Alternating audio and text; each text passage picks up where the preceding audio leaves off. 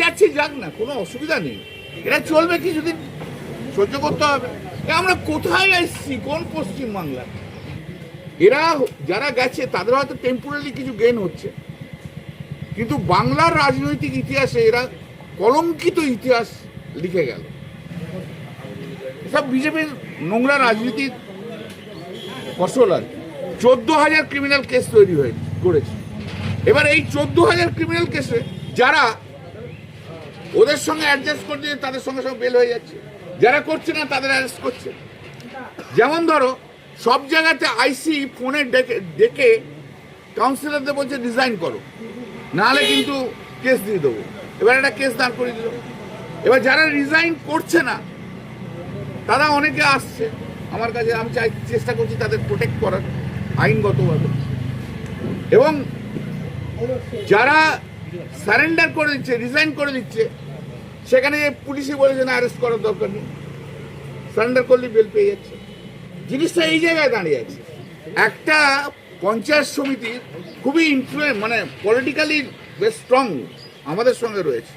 2018-তে সে পার্টির একটা মেয়েকে সাসপেন্ড করেছে, সে পরবর্তীকালে মেয়েটি বিজেপিতে চলে যায়।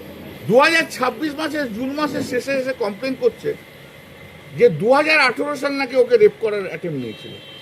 ভাবো তুমি যে 2018 সালে রেপ করার অ্যাটেম্প হয়েছে, সেটা 2026 সালে আসছে এবং পুলিশ অ্যারেস্ট করছে এবং ম্যাজিস্ট্রেট বেলও দিচ্ছে না। এটা অদ্ভুত এক পশ্চিমবাংলা, কোথাও কোনো বিচার নেই, বিচারের জায়গাই নেই। ভাবা যায় 8 বছর পর কেউ রেপ অ্যাটেম্প টু রেপের চার্জ দিচ্ছে আর পুলিশ সঙ্গে সঙ্গে অ্যারেস্ট করছে, আর ম্যাজিস্ট্রেটগুলো বলছে না বেল দেবো না।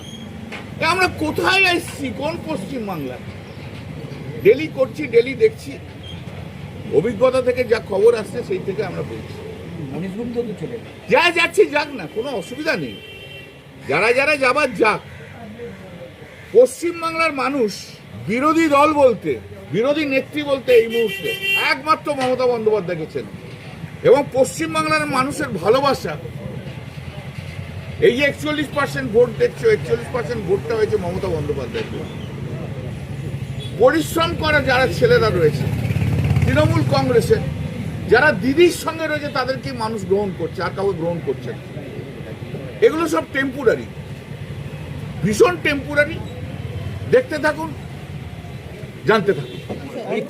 তিনিও ছেড়ে দিলেন রাজ্যসভা সাংসদ পদ। এটা তো সহজ অঙ্ক, সবাই বিজেপিতে যেতে চাইছে। যা, ও রিজাইন করেছে, আবার বিজেপির টিকিট পাবে, তাই জন্য কেন আজকে রিজাইন করবে, আগে কেন করেনি, সেটাই তো প্রশ্ন। তো প্রশ্নটা হচ্ছে, রিজাইন আগে করেনি ইচ্ছে করে। 3টে সিট আগে রিজাইন করে দিলে 4টে সিটে একসঙ্গে ইলেকশন ডিক্লেয়ার করতে হতো, তখন বিজেপি 3টে পেত, আর একটা পেত না, সেই জন্য একটাকে হাতে রেখেছিল। সব বিজেপির নোংরা রাজনীতির ফসল আর কি। এখন এটা করলো, এরপরে একটা হবে, তখন বিজেপি পাবে। এসব ওপরে বিজেপি, ভারতীয় জনতা পার্টির ওপরটা তো মাথাতে একদম মানে সব পরিষ্কার মাথা, পরিষ্কার মাথা। কিভাবে ভারতবর্ষের গণতন্ত্রকে নষ্ট করতে হয়, কিভাবে ভারতবর্ষের এমপিদের কিনতে হয়, কখনো সহজ পথে, কখনো বাঁকা পথে। এর বাইরে আর কি আছে ভারতীয় জনতা পার্টি? এটা চলবে কিছুদিন, সহ্য করতে হবে। ভারতবর্ষের মানুষ নিঃসন্দেহের উত্তর দেবে। ভারতবর্ষের মানুষ এই রাজনীতিতে কখনো দেখেনি, আর পশ্চিমবাংলার মানুষ তো কোনোদিন দেখেইনি। পশ্চিমবাংলা চিরকাল শিক্ষা, সংস্কৃতি এবং রাজনীতিতে সম্মান পেয়ে এসছে। রাজনীতি, পশ্চিমবাংলার রাজনীতিবিদদের দেখে মানুষ, ভারতবর্ষের মানুষ শ্রদ্ধা করছে। আমি যখন মেম্বার অফ পার্লামেন্ট হয়ে গেলাম 2009-এ, তখন সবাইকারই একটা রিয়াকশন, बंगाल से आया है ना, बंगाल से आया है, सोमनाथ चैटर्जी था इधर, स्पीकर था, कितना अच्छा।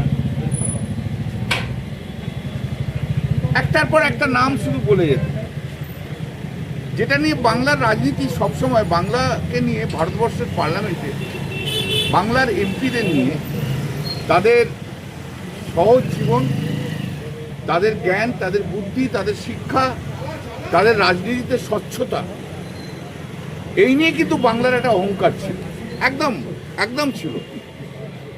সেদিনকেও আমাকে বিজেপির কোনো একজন সিনিয়র এমপি বললো, বাঙ্গাল কা ক্যা হো গিয়া। আজকে বাংলায় যেভাবে 20 জন এমপি চলে গেল, ওরা নিজেরাই আশ্চর্য বিজেপির লোকজন, ইতনা জলদি, ইতনা ক্যা জলদি থা। বাংলায় এই যে শুভেন্দু অধিকারীর বি টিম, এটা তো শুভেন্দু অধিকারীর টিম, বিজেপির টিম না, শুভেন্দু অধিকারীর নিজস্ব টিম। ঋতুব্রতর টিমটা, ওটা যে শুভেন্দু অধিকারীর নিজস্ব টিম, সেই টিমটাও যেভাবে গেল, এটা তো বাংলার, দেখো আমাদের টেম্পোরারি আমাদের হয়তো ক্ষতি হয়েছে, লং রানে আমরা নিঃসন্দেহে এটাকে গেইন করে যাব, কিন্তু বাংলার রাজনীতিতে, বাংলার রাজনীতিবিদ হিসেবে এই চ্যাপ্টারটা সবচেয়ে কলঙ্কময় চ্যাপ্টার হিসেবে বাংলার রাজনীতিতে থাকবে। এবং বাঙালিকে মাথা নিচু করতে হবে সব জায়গায়, সে যে দলেরই হোক। যখন সারা ভারতবর্ষের রাজনীতিবিদরা এক হবে, বা বিশ্বে যে কোনো ফোরামে যাবে, আজ তো বিশ্বের ফোরামে এটা আলোচনা হচ্ছে যে এইভাবে পারচেস হয়ে যেতে পারে অপোজিশন, ঘুরিয়ে শাসক আর বিরোধী যখন এক হয়ে যাবে, তার মানে তো অপোজিশন বলে কিছু থাকবে না, মানুষের কথা বলবার জন্য তো তাদেরকে দেওয়া হয়েছে। তা সেই জায়গায় যদি না থাকে তাহলে কি হবে? কিছু নেই।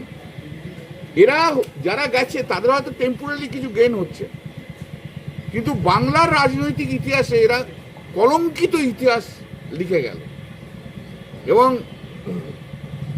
সারা বিশ্বের কাছে, সারা দেশের কাছে এই 20 জন আর 60 জন বা 62 জন যা গেছে, তারা বাঙালির মাথা নিচু করেছে, এইটুকু আমি বলতে পারি। এখানে ডিলটা কি? এই যে এমএলএরা গেছে, প্রথমত যারা শুভেন্দু অধিকারীর বি টিম বলে দিচ্ছে যে তোমাদের সব প্রোটেকশন আমি দিয়ে দেবো। শুভেন্দু অধিকারী বলছে আমি প্রোটেকশন দিয়ে দেবো, কারুর কোনো ক্রিমিনাল কেস থাকলে তাকে পুলিশ অ্যারেস্ট করবে না, কারুর কোনো সিবিআই ইডি থাকলে সিবিআই ইডি অ্যারেস্ট করবে না, কোনো চিন্তা নেই।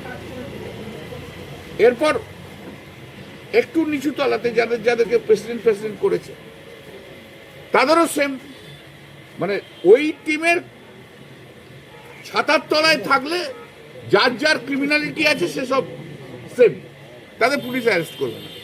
কেউ কেউ বলছে ঠিক আছে ভাই, কল্যাণ ব্যানার্জি বলে যে, কল্যাণদা বলেছে আমার বাড়িতে পুলিশ পাঠিয়ে দিন, দেখে নিক আমার বাড়িতে কি আছে না আছে, এটা বলছে। আরে আমি তো জানি তুমি ভালো লোক, আমার জানাটা তো শেষ নয়, তুমি ভালো লোক কি মন্দ লোক সেটা পুলিশ জানে, সিবিআই জানে, ইডি জানে। তোমাকেও ডাকছে, ডেকে বলছে দেখো এই কেসগুলো আছে, এই জিনিস আছে, এই ছবি আছে। অতএব তুমি যদি ঋতুব্রতর ওখানে না যাও তাহলে তোমাকে অ্যারেস্ট করে নেওয়া হবে, সেও ভয় চলে যাচ্ছে। এবং একটা জিনিস হচ্ছে, কারা যাচ্ছে, যাদের কোথাও না কোথাও একটা ক্রিমিনাল কেস আছে, ছোট বড় মাঝারি ক্রিমিনাল কেস আছে, এবং এখানে ক্রিমিনাল কেস মানে ফাইন্যান্সিয়াল ইমপ্লিকেশন যেখানে জড়িত রয়েছে, সেই ফাইন্যান্সিয়াল ইমপ্লিকেশনে জড়িত থাকাতে তারা ইনভলভমেন্ট রয়েছে, অতএব তাদেরকে নিয়ে নিচ্ছে।